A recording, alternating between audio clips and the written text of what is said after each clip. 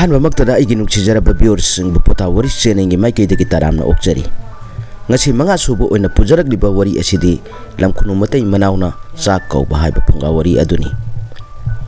ꯋꯥꯔꯤ ꯑꯁꯤ ꯑꯍꯜ ꯂꯃꯟ ꯊꯛꯈꯥ ꯅꯥꯏꯅ ꯃꯁꯛ ꯈꯪꯅ ꯆꯠꯂꯨ ꯍꯥꯏꯅ ꯄꯥꯎꯇꯥꯛ ꯄꯤꯕ ꯋꯥꯔꯤꯅꯤ꯫ ꯐꯔꯦ, ꯍꯧꯖꯤꯛ ꯃꯌꯥꯝꯗ ꯋꯥꯔꯤ ꯂꯤꯕ ꯍꯧꯖꯔꯒꯦ꯫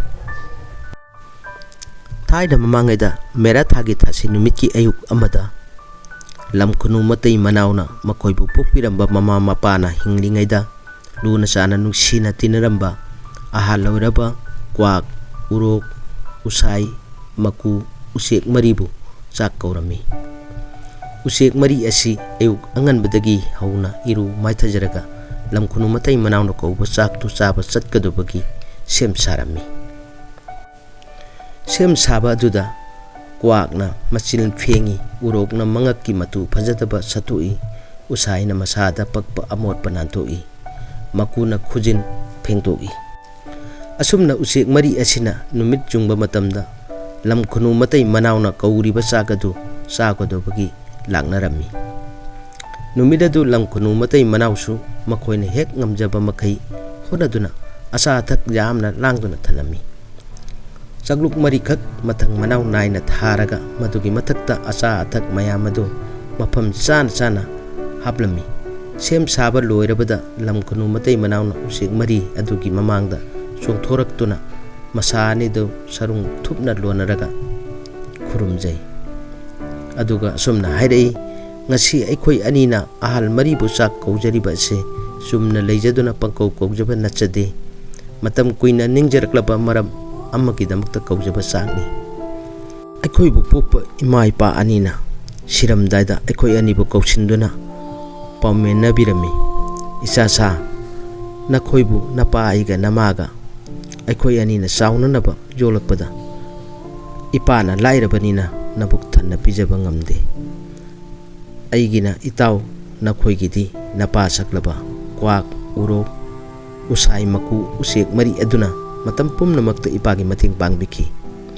ꯃꯈꯣꯏ ꯃꯔꯤꯒꯤ ꯃꯇꯦꯡꯅ ꯉꯁꯤ ꯅꯈꯣꯏ ꯑꯁꯤ ꯅꯃꯥꯟꯅꯕ ꯎꯆꯦꯛ ꯋꯥꯌꯥꯒꯤ ꯃꯤꯔꯛ ꯇꯤꯟꯗꯨꯅ ꯂꯩꯔꯤꯕ ꯑꯁꯤꯅꯤ꯫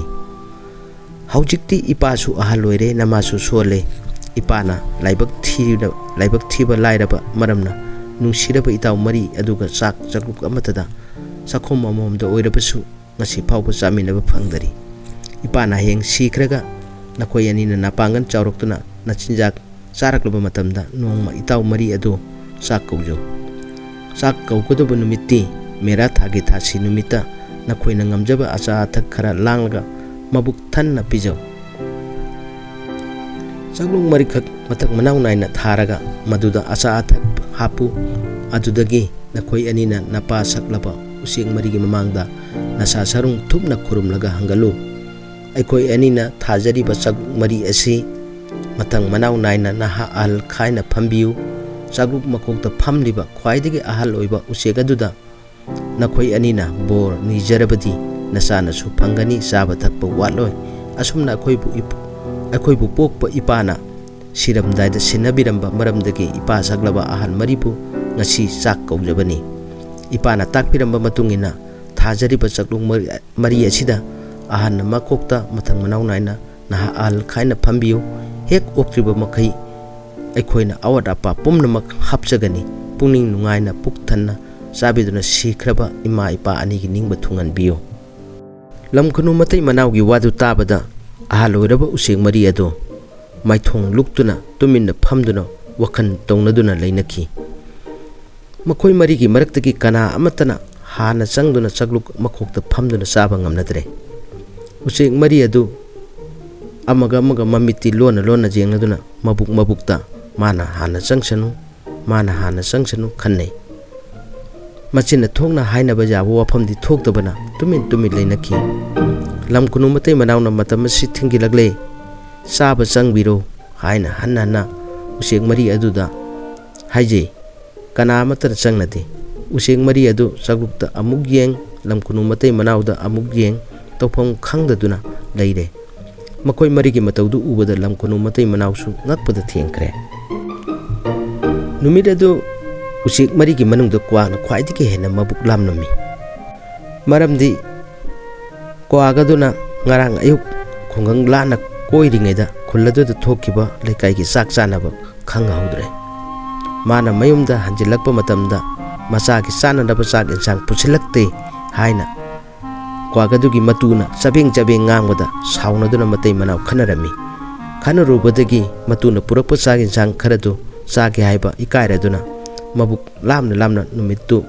chara henki ahing nungsoiba chara henbagi mabuk lamna mahak tumba yaramde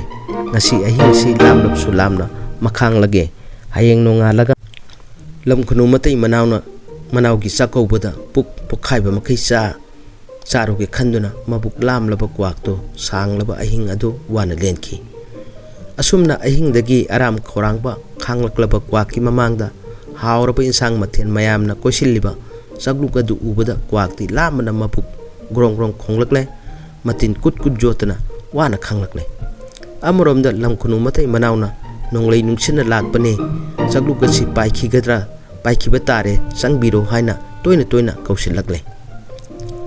chakna lambane nonglei nungsinaga lakpane chagluk paikhiduna chaba phangudaba tare khalladuna kwakna masilladu laipakta taklamlaga makok thangba chagluk aduda changsinkhre mana chaningba chak jensang adu chagadubagi chaglukta makok hek luktabada urokna thuna yangna paisilaktuna kwaki lawaigi masam adu phoirare urokna lawaigi masam phoibaduda namankhreduna kwakna magi masa ani aduna lamduna urokta phui mapangan manaba kwaka uroka anido hannaba leitana jainaba horakle machinga signaduna matu kaya phoinare masana lamnaduna kannare asumna hannaba leitana phunaribado lamkhunu matai manawna changsinuna khambasu ngamdre usai maku anisu khamge khande kumai yengduna leitokle kwaka uroka anina hannaba leitana phunariga matamsida usaina thuna yangna changsinduna kwangna chage phamlamba chagluk makok aduda chagadubki makok hek lukthai thawoyodaba sadana phamduna lairamba makuna uraduna thuna yangna chongsin khiduna usai gi makhajaida magi masa sarungna anirak ahumlak set launa phurare usaina naraduna magi chauraba masa ani aduna handuna makuda amuk phuba horakle madu ubda lamkhunu matai manaw anido maku siba tare khannaraduna leire sangsinuna khambasu ngamdre cha kaubra haibabu imu naimu tanaduna sinaba jawrabadi watho oiba tare khannaraduna lamkhunu matai manawdo nungsa thire khanariba usek mari adugi manakta changsillaga phunaba topiro haijaraba phawbada usek mari do phunaba leplamde usek mari aduna hannaba leitana phunabada chagluk pumnamak pumchai chaire lamkhunu matai manawna khatnaba khamba ngamlaktrabada lamkhunu labana thuna yangna paikituna usek mayamda taklure usek mayamna changduna khambasu ngamdre mayam tinbagi haunaba thabakti pangthokpa ngamdana khongduna lauduna langduna ta leire usek mayam tillabanina magi mari mata sagaina tei chongthorokle misang changan nainarakle misang chongthorakpadagi usek mari adu su sibana ba kinaraktre phunaba khambigadra khanduna usek mayam kaurubadi phunabado khambidana misang changan nainaduna magi lamba chongthoknaduna henadum phunaba horakpadu ubada lamkhunu matai manaw nungsa thire tumin leithokpa ngamdre sikraba mapa mamagi penadaba chak kaubra haibapu usek mayam siduna wathok oiba tare khaluduna lamkhunu labadu langja kauba chatkhi kwa nangna urok usai maku usek ahungi mawa tadana makhoi marigi manungda sahi yamba ahanna chagadaba chagluk makukta karigidamukta chungsinuna charuribna langjagi wangdu tabada kwakna masa sarung thuptuna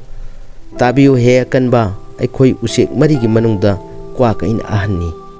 lamkhunu matai manawna naha ahal khaina mathang manaw naina ahana chagluk makok phambiu takpiba maramdagi aina khwaidagi makok thangba chagluk adu chapam thoktuna charurabani kwaki thangna phaba pakhum tabada langjana ngaktuna nakhoi usek marigi manungdagi kwak nangna khwaidagi ahanni hairibadubu nangu chahi kya surabage hanglagi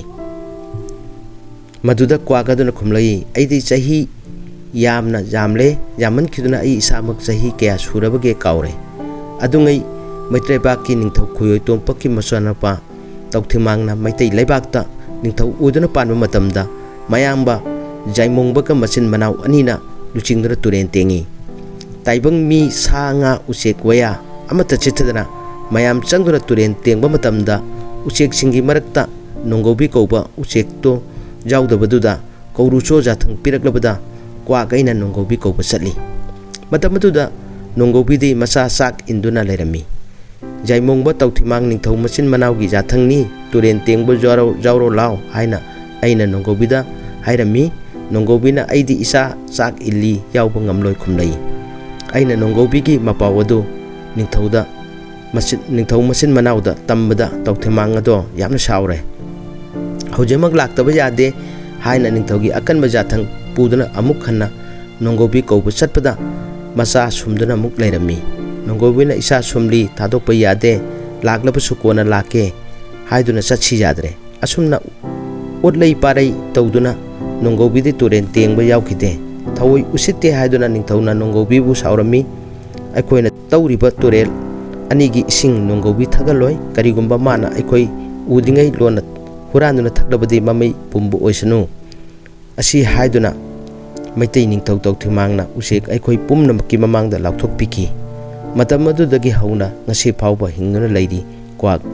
leiriba kwak aini kwakki wadu tabada langjana mapungningda summi khali sahi masing yamlaba kwakni khanglabada langjana urokta sauramna yenglei ai urok nachin chumu nakhoi pumnamakki sahi masing yamlaba ahalsu oiraba punsiraba kwakki lemphugi matubu nahangna chungsinna phoruriba karigino langjagi asaubu wangdu tabada urokna chongthoktuna masa sarung thublaga tabiu he athoba aina kwaktagi sahi haline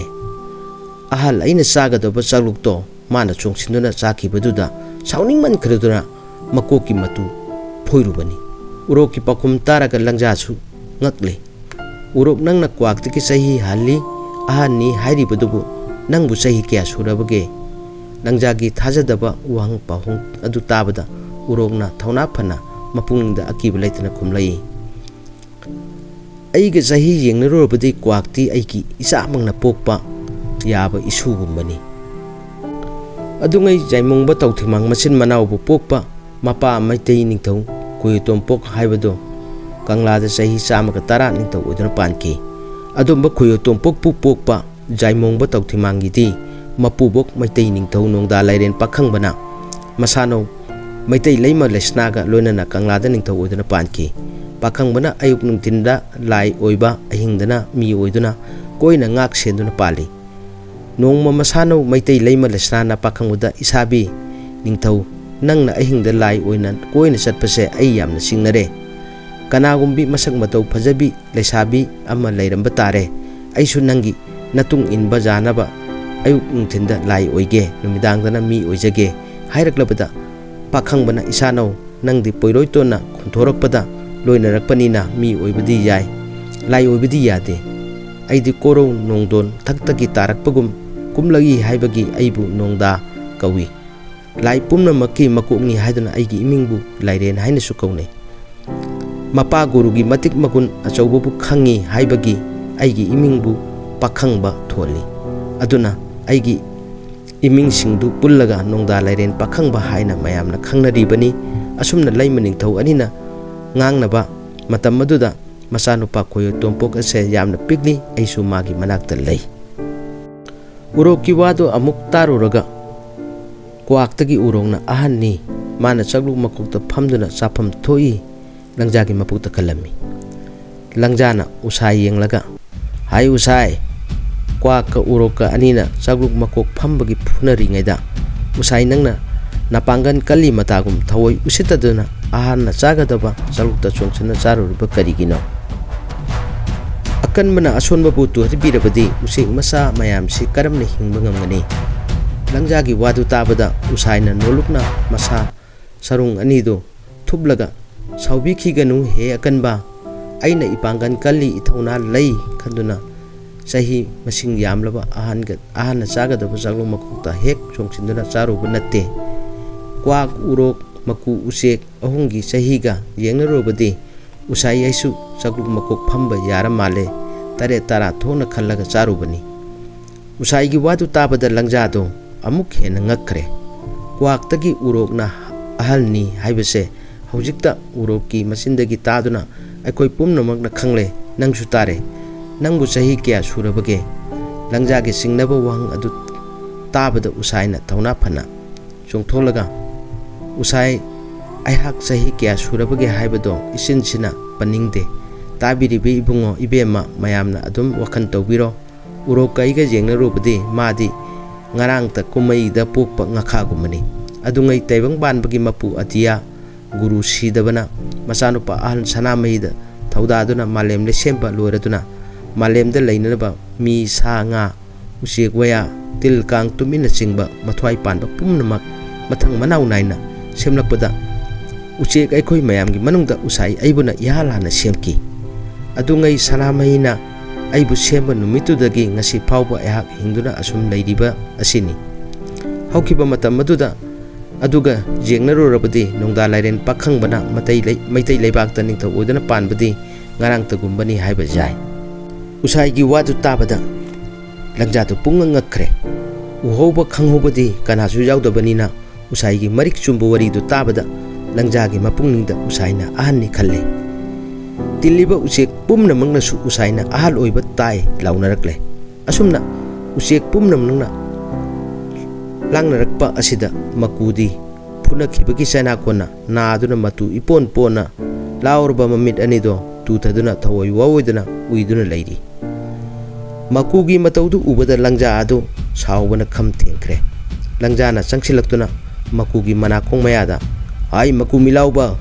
haina khanglau laurakpaduda makudi khangduna chungkhali makugi matau ubada usek pumna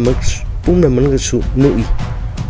langjana makhatana ai maku namanabana liribu wari ditadana uidunu leiriba karigino haina hanglaba phawbada makuna karisu na chungdana leibadu ubada langjadu saure langjana hai maku milauba aikhoina ngangba sakpasu nanada haptaba sai nakhoi aikoi pumnamaktagi sahi yamlabu usaigi makhajaida maku nangna phururiba karigino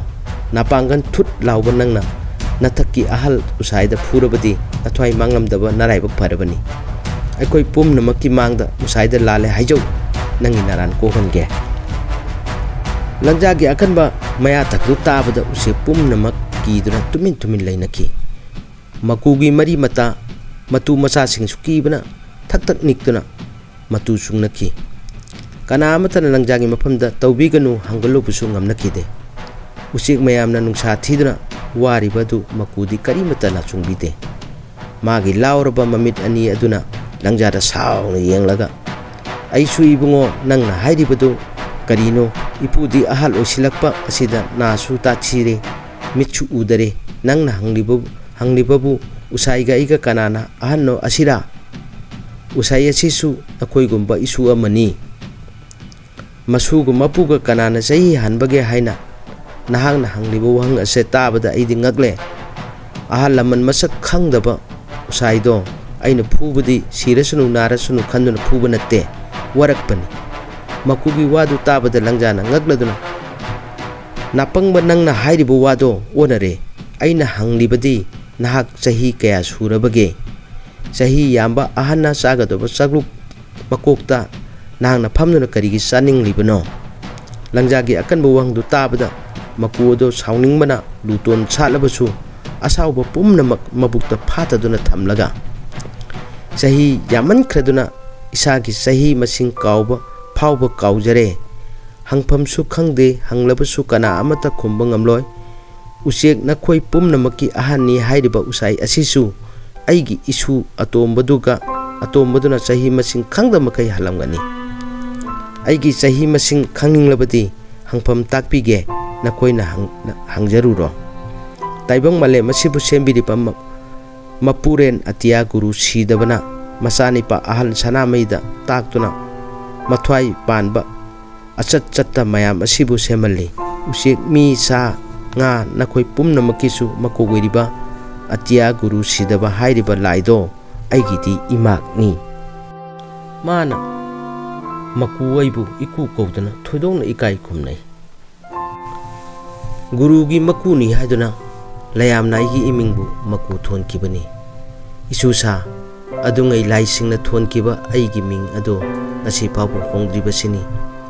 nakoina ipugi sahi masing khangninglaga atia guru sidabagi manakta satuna hanguba yagani madade ipugi sahi masing khanglawani asigumba makugi marik sumba wari du tabada usek pumnamak tumin leinaki mahusagi oiba makugi asuppa maithong akiba miyeng arauba mamit adu ubada mahakpu ahani hairoidaba kanasu leite haina usek singna murum sonarakle langjana masa sarung thuptuna makuk nondana machina leipakta sauraga makuda hairai aigi ran ngakpiu haina makuda haijabadu ubada usek mayamsu makuda makuk nonjare usek mayamgi mawong mataudu ubada makuna sontangna na hairai isusa nakoina khangdaduna ngangwabu karigi waraugadage matung manaudi ahal laman masak khangna thaksi khasi naina salu makugi wadu tabada langjadu penkhraboy ngasi ai chak kaujage ipuna ithakta tongbiraga aigi jumda lenglasi asi haiduna makudu langjana mathakta hapkalle kwak urok usaina thogon tauraga usek mayamna harauna khongladuna makugi matung inaki madu ubada lamkunu matai manaudo ngaktuna jengduna lehawi wari asi ngasigi matang sida losinjare wari asi tabiraga mayamna potha wari channel asibu like share amadi subscribe tawbiramo loinana adongi comment su thambiramo matangda nungairaba wari ama amuk pujarake mayam puthakajari